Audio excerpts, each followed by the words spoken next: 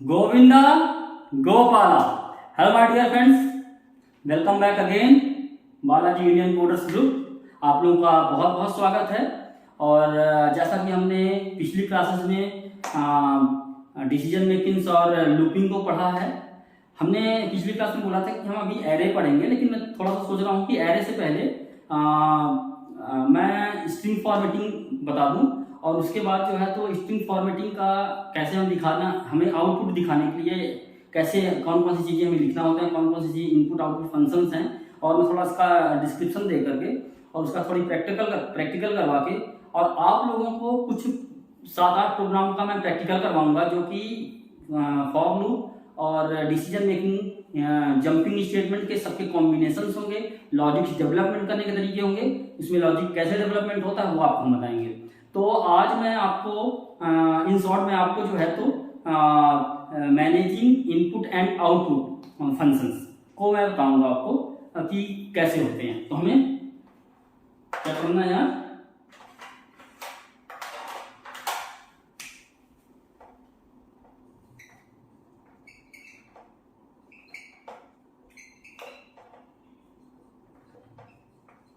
Input and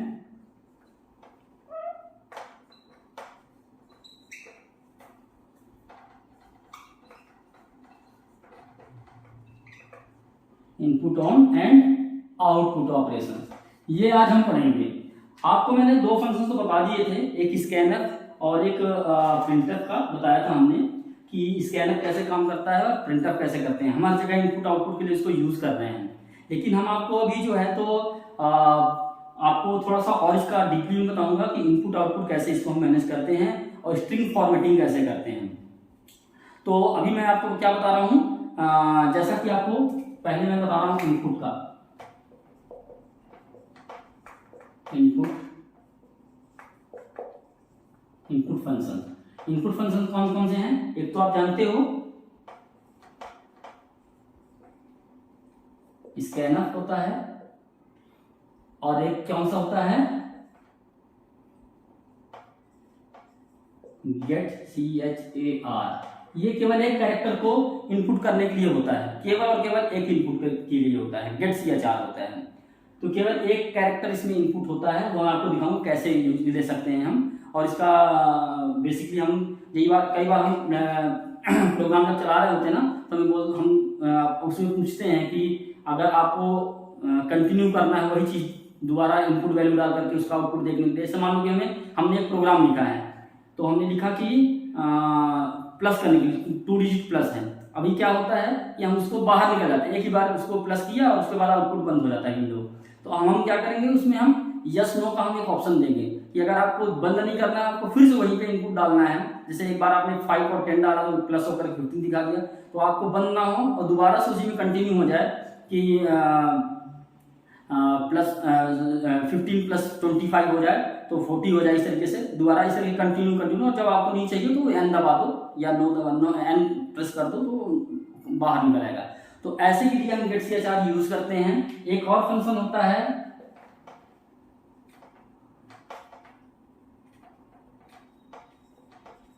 gate CH। ये gate CH किस लिए यूज होता है, गेट CH होता है किसके लिए कि ये स्क्रीन को रोकता है। एक्चुअली होता क्या था, पहले वाले जो आईडीज थे उसमें क्या होता था कि जैसे हम रन करते थे ना, तो वो एग्जीक्यूट होकर के विंडो दिख करके और बंद हो जाती थी, उसका आउटपुट हम नहीं देख पाते थे ठीक से।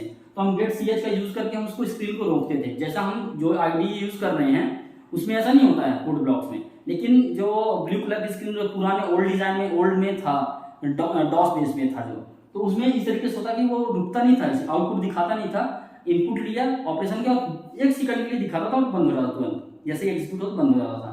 तो इसके लिए हम गेट CH, मतलब एक बार स्क्रीन को रोकने के लिए, अगर हमें एक बार स्क्रीन रोकनी है उसके लिए हमें गेट CH का यूज करना होता है। मतलब एक एंटर के लिए, केवल एक एंटर प्रेस के लिए ये इनपुट है, एंटर इनपुट है ये, तो उसके लिए ये गेट CH का यूज होता है।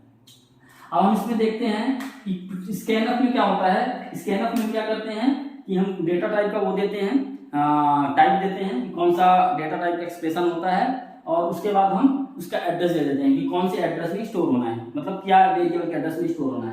इसमें करते क्या है स्कैनअप में, बेसिकली स्कैनअप लिखते हैं स्कैनफ। और फिर यहाँ पे क्या करते हैं हम, इस जगह में लिखते हैं हम एक एक्सप्रेशन लिखते हैं। वो एक्सप्रेशन किस चीज का होता है, वो टाइप का होता है, डेटा टाइप। यहाँ पे type like %d, %c, %f, %s, है ना, और भी होते हैं इसमें। तो इस तरीके से हम short int, short long int के लिए अलग अलग होते हैं सब चीजों के, तो इस तरीके से होते हैं। तो ये यहाँ पे डालते हैं % के साथ, और यहाँ पे हम क्या कॉमा डालते हैं। कॉमा डालने के बाद क्या करते हैं, यहाँ पे हम एंड का वो करते हैं %, और यहाँ पे हम उसका वेरिएबल का नाम लिखते हैं। यहाँ पे वेरिएबल नेम, यहाँ पे वेरिएबल नेम होता है, और इसको हम बंद कर देते हैं। ये इसका सिंटैक्स है। क्या है इसका सिंटैक्स है ये। तो इस सिंटैक्स के अकॉर्डिंग हम इसको लिखते हैं। जैसे आपको एग्जांपल में बताऊं मैं कैसे होता है। एग्जांपल कैसा है इसका, स्कैनर %d अगर इंटीजर के लिए है तो, और यहाँ पे %a हम ऐसा लिखते हैं। तो ये आपका सेम टू सेम, आप देखो यहाँ पे एक्सप्रेशन लिखते हैं, यहाँ पे वेरिएबल नेम लिखते हैं। ये वेरिएबल नेम है, ये एक्सप्रेशन हो गया जो कि टाइप का एक्सप्रेशन है, और ये जो है तो वेरिएबल नेम हो गया। तो आपको तो ये पता ही है कि हम इसको कैसे लिख रहे होते हैं। अब गेट ch कैसे करते हैं हम इसमें। गेट ch के लिए क्या करते हैं,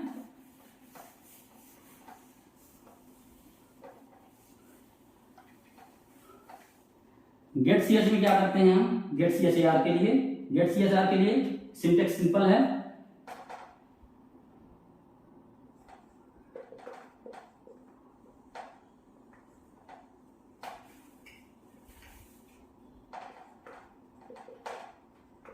variable name equals to get ch ar, इस तरीके से। अब वेरिएबल नेम जो है तो स्पेशल क्या होना चाहिए, स्ट्रिंग टाइप होना चाहिए, sorry string character type, CHAR character type का होना चाहिए। इसका डेटा टाइप क्या होना चाहिए, कैर टाइप, डेटा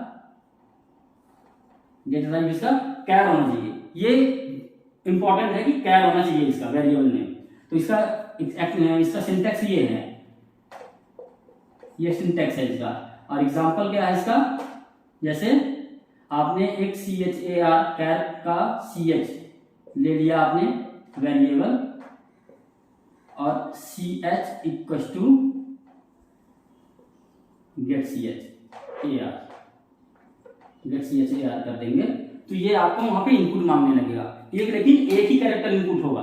हम इसका करते कैसे हैं, जैसे मान लो कि कोई हम प्रोग्राम बनाते हैं तो कैसे करते हैं। इसका छोटा सा मैं आपको प्रोग्राम बताता हूं कि कैसे होगा इसका प्रोग्राम। जैसे मान लीजिए कि यहाँ पे आपने लिखा मेन, ये मेन हो गया। अब मेन के अंदर आपने क्या किया, एक इंट ले लिया, इंटीजर a b सम ले लिया, ठीक है। a और a प्लस b का सम कर देंगे हम। तो यहाँ पे हमारा क्या है, कैर ले लिया हमने, तो कैर में क्या लिखा, CH कर दिया, ये हो गया हमारा। अब हम क्या करेंगे, इसको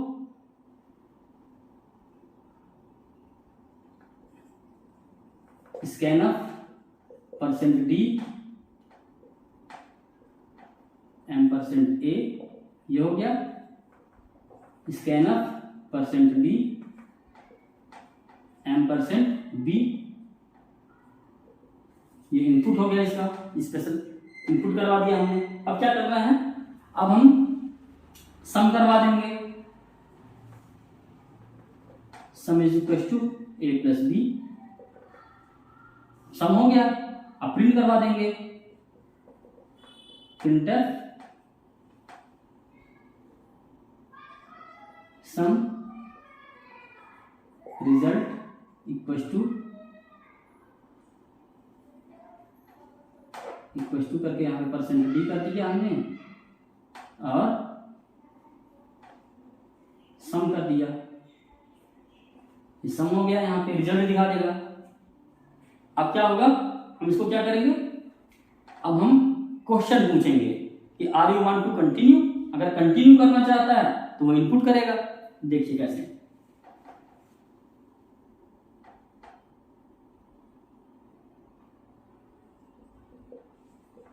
प्रिंटर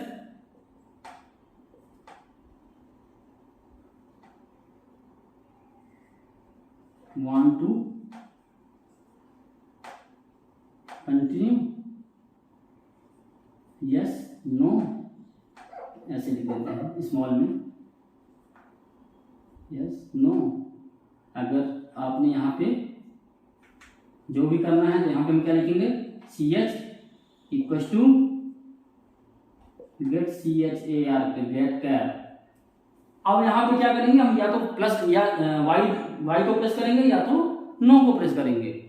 अब यहाँ पे क्या होगा कि ये कंटिन्यू करेगा, तो कंटिन्यू करवाने के लिए हमें कोई ना कोई चीज लूप में यूज करना पड़ेगा।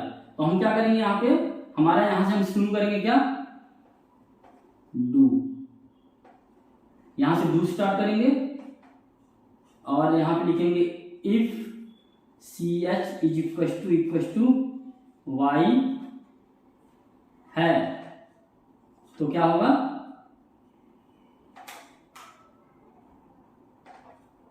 ऐसा नहीं, यहाँ पे हम क्या करेंगे, अब इफ नहीं लगाएंगे, यहाँ पे हम लिखेंगे वाइल, ये इसका डू का वाइल करेंगे, यहाँ पे वाइल क्या लिखा हमने, C H equal to Y है, तो ट्रू होगा तो डू में चला जाएगा और नहीं तो बाहर निकल जाएगा। इस तरीके से इसका प्रोग्राम बन जाता है। तो हम ये गेट सी एच आर का कैसे यूज किया हमने, इस तरीके से यूज किया। यहाँ पे देखिए एग्जाम्पल में आपको मैं यहाँ पे बताऊं, जैसे एक हम इसका ड्राई रन करते हैं, इसका ड्राई रन करें हम, तो हमने ए की वैल्यू डाल दिया 5, बी की वैल्यू इनपुट कर दिया 10 डाल दिया, दोनों की वैल्यू डाल दिया। अब यहाँ पे सम आ गया इक्वल टू, यहाँ पे हमने प्रिंट करवा दिया सम को, तो सम प्रिंट आ गया कितना 15। अब ये क्वेश्चन पूछ रहा है, यहाँ पे वांट टू कंटिन्यू, यहाँ पे क्वेश्चन मार्क लगा दो आप, प्रेसियस, यहाँ पे जगह नहीं है तो मैंने लिखा नहीं है, precious press Y for S and no for N. तो इस तरीके से ये क्वेश्चन पूछा। अब यहीं पे हमको इनपुट मांग रहा है, ये सी एच, ये लाइन जो है तो ये सी एच लाइन यहाँ पे इनपुट मांग रहा है। हमने अगर यहाँ पे वाई प्रेस कर दिया तो वाई लूप क्या करेगा, फिर चला जाएगा यहाँ पे, ट्रू होगा तो, अगर ये ट्रू हो जाएगा तो बाहर ले जाएगा, अगर ये फॉल्स होगा तो यहाँ आ जाएगा, बाहर निकाल देगा।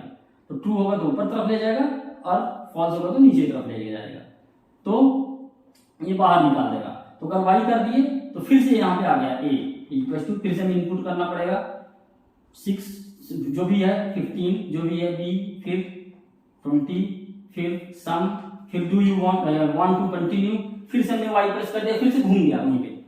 तो ये करता जाएगा इस तरीके से। तो आपको यहाँ पे एक डू वाइल का एक अच्छा सा एग्जांपल भी मिल गया यहाँ पे, मैंने उस टाइम पे हालांकि बताया आपको डू वाइल का, लेकिन ये एक एग्जैक्ट एग्जांपल है जो कि डू वाइल का हमें यूज करना पड़ता है, हम करते हैं, मतलब यहाँ पे रिक्वायरमेंट है, यहाँ पे उस कंसेप्ट का, प्रोग्राम के कंसेप्ट का रिक्वायरमेंट है कि ये यहाँ पे डिमांड कर रहा है बेसिकली कि हमें यहाँ पे घूमना है, यहाँ पे मतलब यस नो कर रहे हैं तो हमें ऊपर जाना है।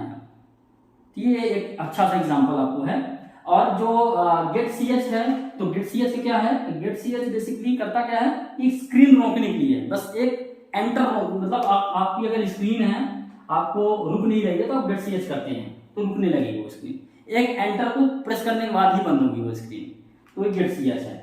तो इसका हम जनरली यूज अब नहीं करते हैं, अच्छे जो सही आईडीज हैं, जैसे ये आपका कोड ब्लॉक है या और भी हैं न्यू आईडीज जो आए हैं, वो गेट सी एच को ज़्यादा यूज नहीं कर रहे हैं हम लोग, लेकिन जो पहले वाले आईडीज थे उसमें हम गेट सी एच को यूज करते थे।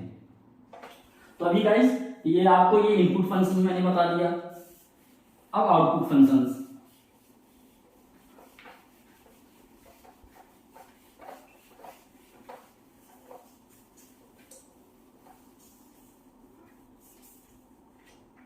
तो इनपुट ऑपरेशन आपके खत्म हो गए,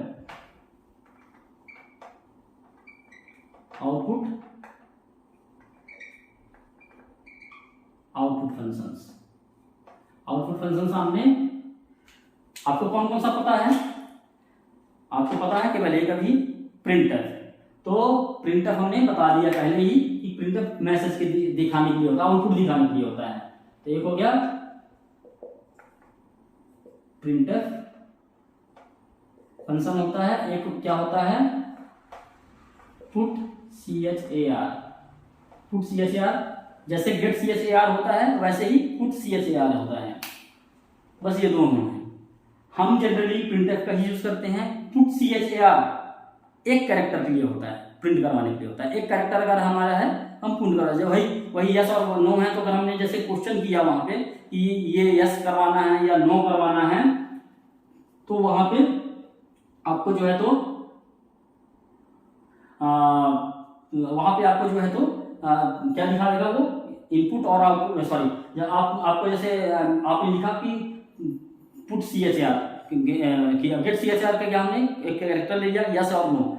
अब आपको दिखाना भी है कि आपने क्या प्रेस किया है, तो आपने लिख दिया कि you press this one and put CHAR, तो वहां पे वाई दिखाने लगेगा या नो दिखाने लगेगा। इस तरीके से पुट CHAR एक कैरेक्टर के लिए होता है जो कि दिखाने के लिए होता है। और ये प्रिंटफ जो होता है, तो प्रिंटफ तो आप जानते ही हैं, तो प्रिंटफ के दो सिंटैक्स होते हैं। एक सिंटैक्स सिंपल मैसेज के लिए होता है, सिंटैक्स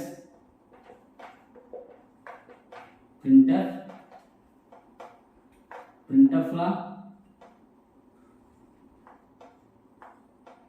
मैसेज, ये केवल मैसेज बस दिखा रहा है, इसमें कुछ नहीं, केवल मैसेज डिस्प्ले करवा रहा है। दूसरा क्या होता है प्रिंटफ, आपका क्या है मैसेज तो है ही है, मैसेज, फिर यहां पे type, data type, data type जैसे %d डेटा टाइप का वो जो भी है एड्रेसिंग पार्ट, %df जो भी वहां पे हमने लिखा था इस तरीके से। और उसके बाद यहाँ पे वो एड्रेस लिख देंगे, वो वेरिएबल का नाम लिख देंगे, वेरिएबल नेम। तो दो तरीके से हम लिखते हैं प्रिंटर को, मैसेज सिंपल मैसेज के लिए भी लिखते हैं और आउटपुट जो हमारे पास वेरिएबल है उसका नेम करने के लिए लिखते हैं। तो ये मैनेजिंग इनपुट एंड आउटपुट्स हो गए, ऑपरेशन के लिए हो गया। अब एक चीज और है इसमें, जैसे जो स्ट्रिंग फंक्शंस हैं, जो स्ट्रिंग्स हैं, अभी हमने गेट CHAR और ये पढ़ा है, इनके लिए हमने सपोर्टिंग फंक्शंस जो स्ट्रिंग के होते हैं फंक्शंस, तो इनका तो प्रैक्टिकल मैं आपको प्रैक्टिकल काम में सबका बता दूंगा कि कैसे क्या काम कर रहे होते हैं। ये जस्ट फॉर द नॉलेज है कि आपके पास पुट CHAR भी है प्रिंटफ के अलावा। और पुट CHAR का यूज क्यों होता है? एक स्ट्रिंग को गेट करने के लिए होता है, एक कैरेक्टर को गेट करने के लिए होता है, लेने के लिए होता है, इनपुट करवाने के लिए होता है। और पुट CHAR का मतलब ये होता है कि एक कैरेक्टर को हम प्रिंट करवा सके, देख सके, केवल एक कैरेक्टर को। अदरवाइज हम प्रिंटफ का यूज करते हैं और स्कैनफ का यूज करते हैं। हम जो यस नो वाला कंसेप्ट मैंने बताया है मैंने भी, तो वो हम स्कैनफ के थ्रू भी यूज कर सकते हैं। ये नहीं कि हम केवल और केवल उसी का बस यूज करके ही कर पाएंगे गेट CHAR का। हमने एक आपको तरीका बताया, मतलब गेट CHAR भी होता है और CHAR भी होता है, गेट CHAR भी होता है, पुट CHAR भी होता है। तो ये दोनों को आप यूज करेंगे तो समझ जाएंगे आप। बाकी जनरली आपका यूज होता है प्रिंटफ और स्कैनफ यूज होता है। अब आपका जो है कुछ सपोर्टिंग फंक्शंस हैं जो स्ट्रिंग के फंक्शंस हैं, कुछ जो है तो स्ट्रिंग के सपोर्टिंग फंक्शंस हैं। जैसे अल्फाबेट को जानना है कि ये अल्फाबेट है या न्यूमेरिक है, या इसको अपर केस करना है, लोअर केस करना है, तो ये इसके भी कुछ सपोर्टिंग फंक्शंस हैं। तो कौन कौन से सपोर्टिंग फंक्शन है? मैनेजिंग इनपुट एंड आउटपुट का ही वो भी पार्ट है। क्या है?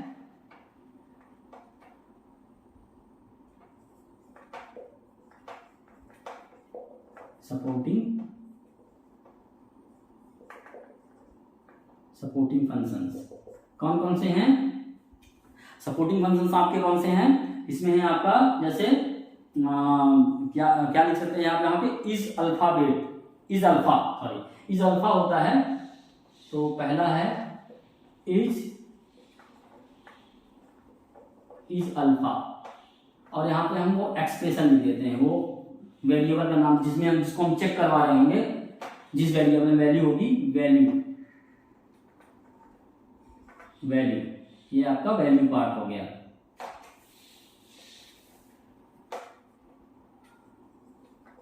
वैल्यू, और ये इज अल्फा। जैसे मान लीजिए कि एक आपने एक कैरेक्टर ले रखे हैं, मान लीजिए सपोज दैट एक इंट है, एक CHAR है, तो आपने इसमें वैल्यू ले रखा है, A है, ये B है, इसमें वैल्यू 1 2 3 है, इसमें ABC डाल के रखा है।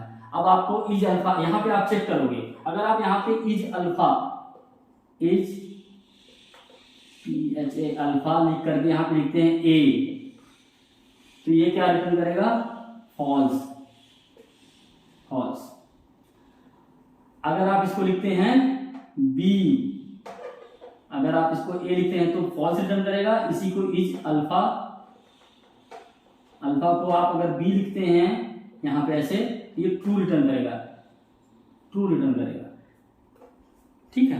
तो ये या तो ट्रू रिटर्न करेगा या तो फॉल्स रिटर्न करेगा। तो अगर अल्फाबेट है तो ये ट्रू रिटर्न करेगा या फॉल्स रिटर्न करेगा, ये पढ़कर किसकी कंटेंट को देख करके रिटर्न कर देगा। ऐसे ही दूसरा है इज अल्फा है, और एक आपका है इज डिजिट। तो इज डिजिट यहाँ पे आपका क्या है, इज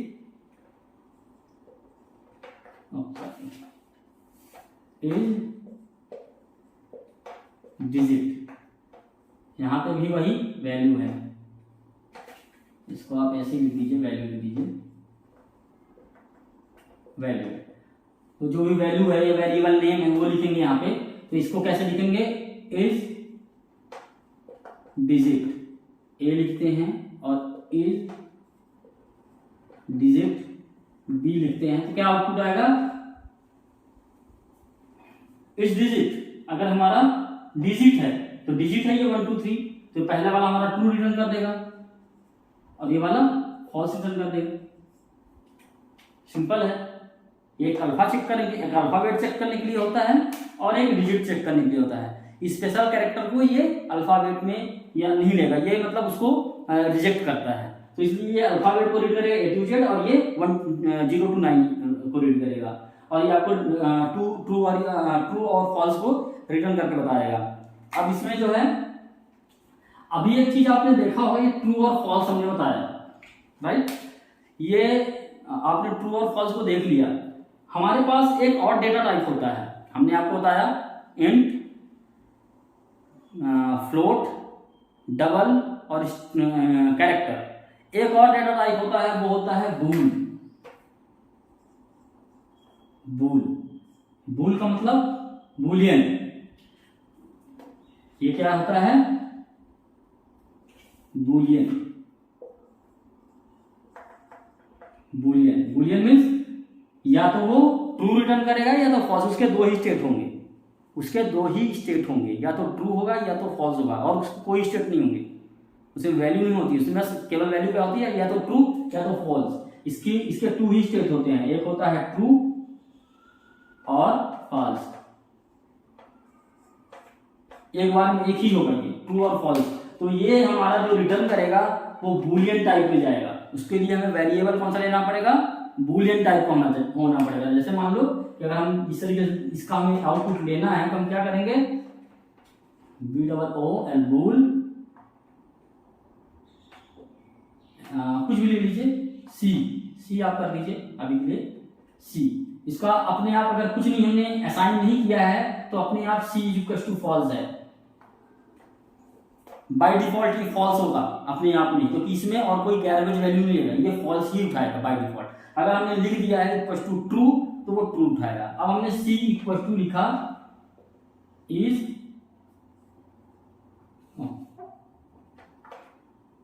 इज अल्फा, लिख दिया यहाँ पे, और A लिख दिया तो इसमें जो भी ये वैल्यू रिटर्न करेगा ये दो में से वो सी की वैल्यू हो जाएगी, या तो ट्रू होगी या तो फॉल्स होगी। इस तरीके से हम सी को फिर आगे चेक करवा लेंगे जहां भी है। इफ कंडीशन जो हमारे लगते हैं, मैंने आपको बताया था ऑपरेटर्स एंड और नॉट, जो भी है नॉट बताया था, वो जो भी रिटर्न करते हैं इफ एल्स वो ट्रू या फॉल्स के रिटर्न में ही होंगे। आपको बताता था कि अगर ये कंडीशन ट्रू होगी तो इधर जाएगा, ये कंडीशन फॉल्स होगी तो इधर जाएगा, तो ट्रू फॉल्स ही वो भी रिटर्न करते हैं। तो डेटा टाइप में ये अभी मतलब जो मैं इसलिए इसको अभी बता रहा हूँ क्योंकि अब इसका यूज आगे ज्यादा आना है। तो ये उस टाइम पे डेटा टाइप में मैंने नहीं बताया था, जानबूझ के नहीं बताया था क्योंकि कंफ्यूजन हो सकता था। तो अब आपको वो ट्रू फॉल्स समझ करके, जैसे आपने उसमें डिसीजन मेकिंग में देखा था कि या तो ट्रू रिटर्न करता था या तो फॉल्स होता था, तो वो ट्रू और फॉल्स ये यहाँ पे है। हम उसकी वैल्यू भी अगर निकालना चाहेंगे उस तरीके से वैसे निकल जाएगा। तो गाइस मेरे को यहाँ पे आपको मैंने ये बताया कि स्ट्रिंग के कुछ और फंक्शंस होते हैं, तो वो ये वाले तो हो गए, कुछ और फंक्शंस हैं, मैं आपको आगे भी बताता हूँ उनको कि वो कौन से फंक्शंस हैं। सपोर्टिंग फंक्शंस वो कैरेक्टर के हैं, सपोर्टिंग फंक्शंस वो कौन से हैं। तीसरा नंबर है टू अपर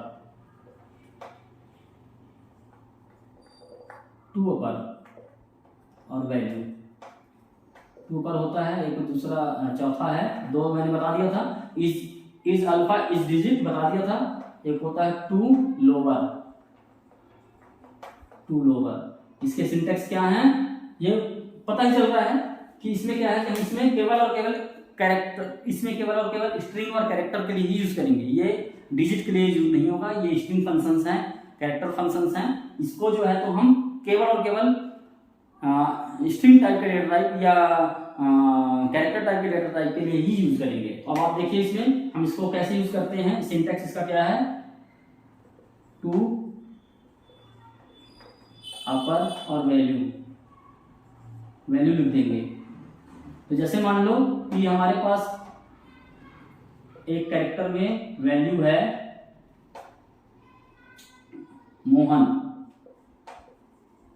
मोहन है, तो अगर हम इसको कैरेक्टर CH इक्वल टू कर देते हैं, यहाँ पे कैरेक्टर C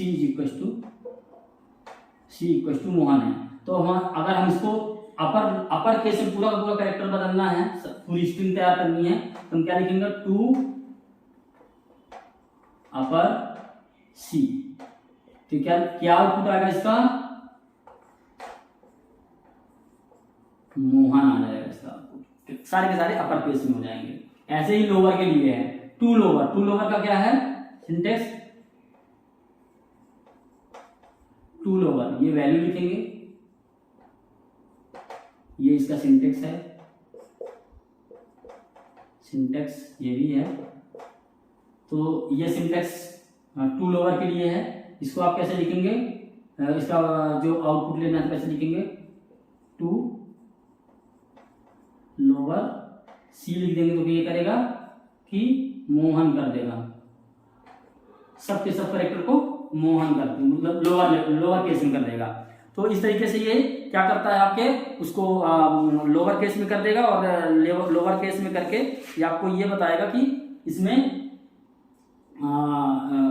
इसमें आपको जो है तो सारे के सारे स्ट्रिंग्स जो है तो लोअर केस में, चाहे आप डिस्प्ले करवा लें, चाहे आप जो भी प्रोग्रामिंग के लिए कई बार हम जैसे इफ कंडीशन लगाते हैं। जैसे आपको ध्यान होगा हमने जब केस के प्रैक्टिकल्स किए थे, जिस टाइम में केस पढ़ा रहा था मैं, तो आपको मैंने बताया था ना कि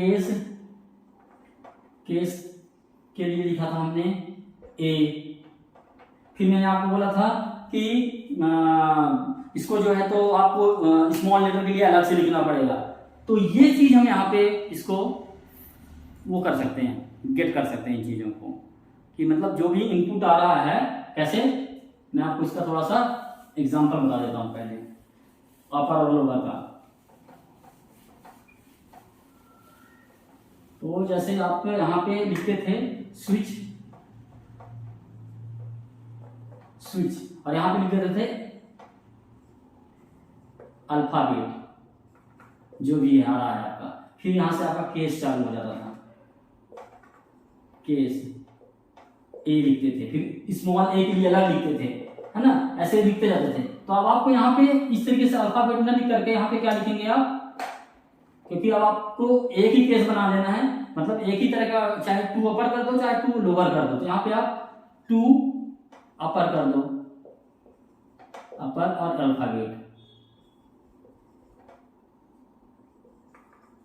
अल्फाबेट, इस तरीके से कर दोगे तो ये क्या करेगा, जो भी आप इनपुट करोगे, ये जो आप कंसोल एप्लीकेशन में आपने इनपुट किया ए, तो यहाँ पे आकर के क्या कर दिया, इसको कैपिटल ए कर देगा। ये यहाँ पे कर दिया क्या, कैपिटल ए बना देगा इसको।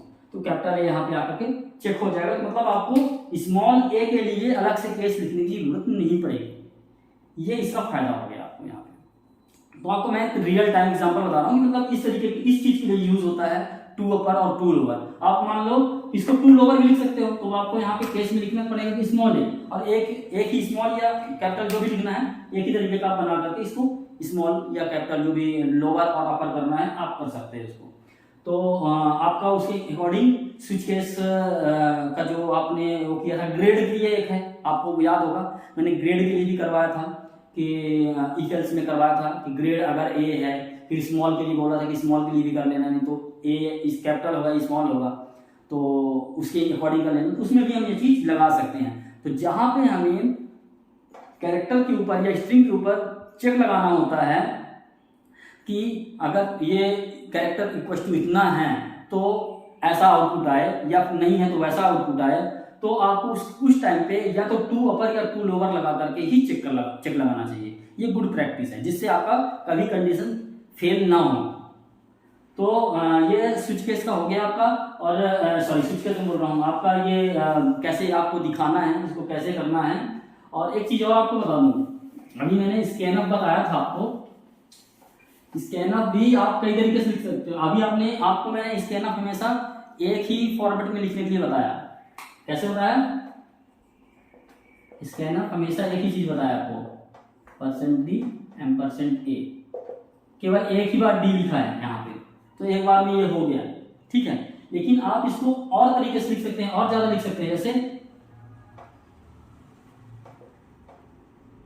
Scanf %d %b %f %c, कितने हो गए, 1 2 3 4 हो गए ना, 4 हो गए। इसी तरीके से आप जितने डालना चाहो डाल सकते हो, और ऐसे करके और फिर उसी सीक्वेंस में आप उसी भी एड्रेस डालते जाओ, A B, इस तरीके से आप उसके एड्रेस डालते जाओ, A B C %C %D, इस तरीके से आप जितने भी डालते जाओगे तो डाल सकते हो। मतलब ये भी आप बना सकते हो, इस तरीके से भी आप इनपुट ले सकते हो। ऐसे ही प्रिंटफ के लिए भी आपको मैंने बताया था, प्रिंटफ में %d या मैसेज जो भी करके आपने लिख दिया और a लिख दिया, एक के लिए हमेशा बताया मैंने। आप मल्टीपल भी डाल सकते हो, printf %d %b %c %f, जितना भी लिखना चाहें, और फिर उसके बाद A B C D जितने भी आपके हैं वो सारे वेरिएबल लेना। तो ये आप इस तरीके से भी यूज कर सकते हो। मेरे यहाँ पे बताने का मतलब ये है कि आप इन चीज़ों को ऐसे यूज करो, और आप उनको जो है तो कॉम्प्लेक्स प्रोग्राम, क्योंकि अब हम जो है तो जो डिसीजन मेकिंग के और फॉर लूप के बाद हम प्रैक्टिकल करवाएंगे, जो अब जो करवाएंगे हम, तो थोड़ा सा कंसेप्चुअल होने हैं और लॉजिक डेवलप करने के लिए होने हैं। तो इन चीज़ों के हम कई जगह यूज करेंगे। कई बार हम केवल ऐसे लिखेंगे प्रिंटअप, केवल न्यू लाइन के लिए प्रिंट करवाने के लिए, हमें कुछ मैसेज नहीं प्रिंट करवाना है, केवल एक नई लाइन डलवाना है, तो ऐसा भी लिखेंगे हम। तो इसलिए आप थोड़ा सा ये आइडिया रहे कि हम स्कैनअप और प्रिंटअप कितनी तरीके से हम करवा सकते हैं, और ये आप मल्टीपल जो है तो आप मल्टीपल इसको डाल के दिखा सकते हो। तो अब हम थोड़ा सा मैं आपको फॉर्मेटिंग, डिस्प्ले फॉर्मेटिंग का मैं थोड़ा सा आपको वो बताऊंगा कैसे आप डिस्प्ले फॉर्मेटिंग कर सकते हैं। जो इंटीजर है, फ्लोट है, कैरेक्टर है, इनको जो आप वो करोगे फॉर्मेटिंग,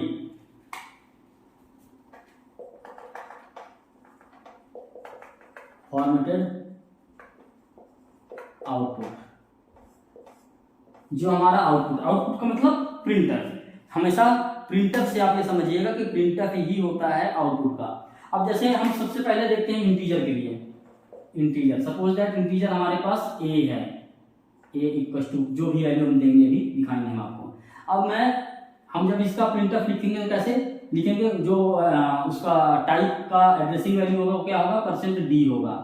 अब हमारा जैसे सपोज दैट यहाँ पे हमने लिखा 1 2 3 4, ये हमारे इंटीजर की वैल्यू है।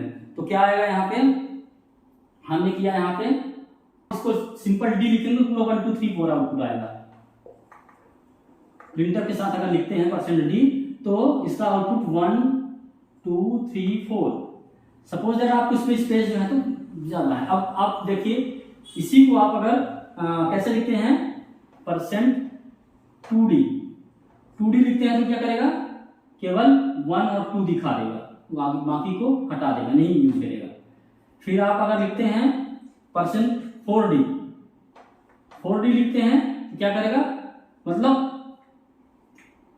4 को दिखा देगा, 4 स्पेस लेगा, मतलब d का मतलब स्पेस ले रहा है, इतने ही स्पेस लेगा, 2 का, इसमें 4 का किया, 4 का 1 2 3 4। अगर आपने यहाँ पे किया %6d, 6d कर दिया तो 6d का क्या क्या करेगा, 1 2 3 4 5 6 स्पेस लेगा, और क्या करेगा 1 2 3 4, और ये बाकी 1 2 3 4, यहाँ से 1 2 3 4। तो ये आपका 2 स्पेस छोड़ रहा है उधर से, तो एक स्पेस बना रहा है, क्या बना रहा है, स्पेस। अगर यहाँ पे हम लिखते हैं 06d, ये क्या करेगा, इधर आगे 0 अपेंड करेगा, 0 0 1 2 3 4। अगर आप ऐसे लिख देते हैं 0, अगर आप इसको लिखते हैं -6d, इस तरीके से लिखते हैं, फिर क्या होगा, फिर ये क्या करेगा, 6d में इधर से स्टार्ट किया था, माइनस में इधर से स्टार्ट करेगा, तो क्या करेगा, ये 1 2 3 4 5 6 स्पेस है, 6 स्पेस के लिए बोल रहा है ये। तो ये क्या करेगा, 4 3 2 1 1 2 3 4 हो गया, और ये दोनों को जगह दे दिया, इसने स्पेस दे दिया। तो हम इनका यूज करेंगे, ये इंट के लिए हो गया आपका, ये इंटीजर के लिए हो गया। इसी तरीके से आपका किसके लिए होगा, फ्लोट के लिए होता है। ऐसे ही फॉर्मेटिंग आप करेंगे तो आप मान लीजिए कि आपकी ये वैल्यू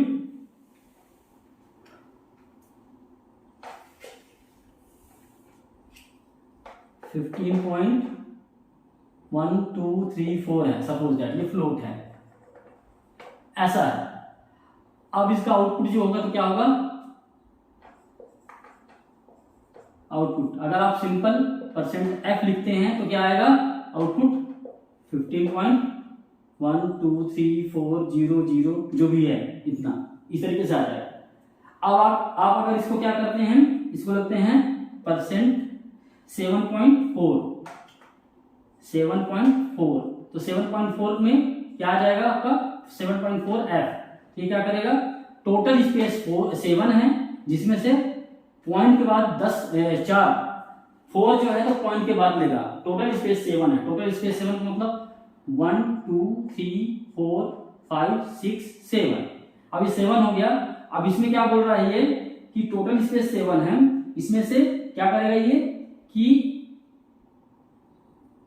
4 डिजिट आफ्टर डेसिमल, और उसके पहले का जो भी है तो वो, तो 1 2 3 4 इसके पहले यहाँ पे डेसिमल हो गया। अब आप देख लीजिए, तो 1 2 3 4 आप यहाँ पे लिख देंगे 1 2 3 4 और 5 हो गए, 5 to 7, तो 2 और बचे तो 1 1 5, ये पूरा आ गया यहाँ पे। अगर यहाँ पे वही 7.3 का दिए होते, 0.3 होता, तो ये पॉइंट के बाद 3 वैल्यू ही दिखाता, यहाँ तक ही दिखाता, ऐसे करके दिखाता। तो ये आप मतलब एक फॉर्मेटिंग समझिए कि मतलब हम फॉर्मेट कैसे कैसे दिखाते हैं। फिर क्या है आपका %7.2, जैसे आपको मैंने बताया 7.2 f, इसमें क्या होगा, इसमें 7 स्पेस है, 1 2 3 4 5 6 7, जिसमें आफ्टर डेसिमल 2 है, 1 2, तो थर्ड नंबर में डेसिमल तो क्या हो जाएगा 1 2 हो जाएगा यहाँ पे, और ये 15 हो जाएगा यहाँ पे, ये बाकी की स्पेस अनयूज्ड हो जाएगी। ऐसा है ये, तो इसको आप ये समझिए। इसी तरीके से आप डालेंगे क्या -7.2f, इसमें क्या होगा, इसमें क्या होगा कि इसमें भी 7 स्पेस है, 1 2 3 4 5 6 7, अब ये 7 स्पेस है। अब 7 में क्या करेंगे आप 2 पॉइंट बाद डेसिमल, अब ये माइनस में है, तो जस्ट अभी क्या कर रहे थे, इधर से चल रहे थे, प्लस में है तो माइनस में हम इधर से चलेंगे। तो हम पहले क्या करेंगे कि 7 हो गए हमारे 7, तो 7 में जितने भी हमारे ये इंटीजर आपके पॉइंट के पहले नंबर हैं, डेसिमल के पहले नंबर हैं, उनको लिखेंगे। तो 1 5 लिख दिया हमने, फिर डेसिमल डाल दिया और 2 लिखा, तो 2 मतलब यहाँ पे 1 2 2 स्पेस, ये 2 खाली है। तो इस तरीके से इसका भी हम यूज कर रहे होते हैं, और हमारा उसी तरीके से काम चल रहा होता है कि कैसे हमारा मतलब हम इसी तरीके से इसको यूज कर रहे होते हैं फॉर्मेटिंग के लिए। तो ये तो हो गया हमारा फॉर्मेटिंग। अब हमारा कैरेक्टर फॉर्मेटिंग भी होता है, कैरेक्टर फॉर्मेटिंग करवाना है, वो भी एक पार्ट बचा है ही।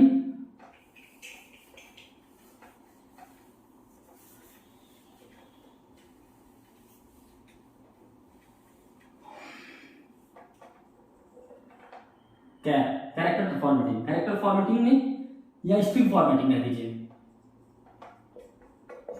स्ट्रिंग कैरेक्टर कर दीजिए, ये स्ट्रिंग। सपोज दैट आपके पास जो है तो कैर ch इक्वल्स टू क्या है, हेलो,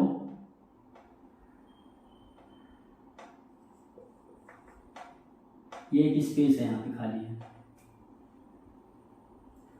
वेलकम स्पेस,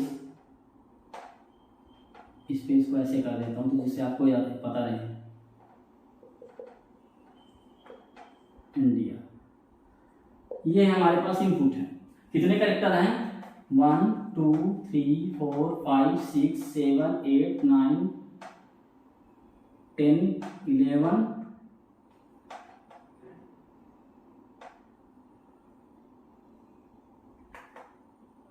12 13 14 15 16 17 18 19, टोटल कितने हैं हमारे पास 1 to 19 है। तो अब हमारे पास क्या हो रहा है, हमें सब इतने हैं हमारे पास। अगर हम ऐसे लिखते हैं इसको %s लिखते हैं तो आउटपुट हमारा क्या आएगा, पूरा पूरा आ जाएगा, पूरा यह स्ट्रिंग आ जाएगा, पूरा जितना लिखा हुआ है पूरा आ जाएगा, इसमें कोई लिमिट नहीं है। अब अगर हम इसमें क्या लिखते हैं %20s करते हैं, 20s %20s, तो 20s करते हैं, ये s छोटा होगा एक्चुअली, हाँ 20s करते हैं तो मतलब ये 20 कैरेक्टर लेगा। कहाँ से लेगा 20 कैरेक्टर, अच्छा ये हमेशा जब इनपुट करेगा, ये कैरेक्टर का मैं आपको दिखा देता हूँ कैसे लिखेंगे। अगर मैंने यहाँ से किया है, पहले मैं थोड़ा सा इसका फॉर्मेट भी बना दूंगा आपको, तो आपको ज़्यादा क्लियर रहेगा। कैरेक्टर लिख रहे हैं इसलिए ऐसे ब्लॉक्स बने होंगे 4 5 6 7 8 9 13 14 15 16 17 18 19। हम ये जब फिल करेगा तो ऐसे फिल करेगा, ऐसा वाला, ऐसे इस तरफ से।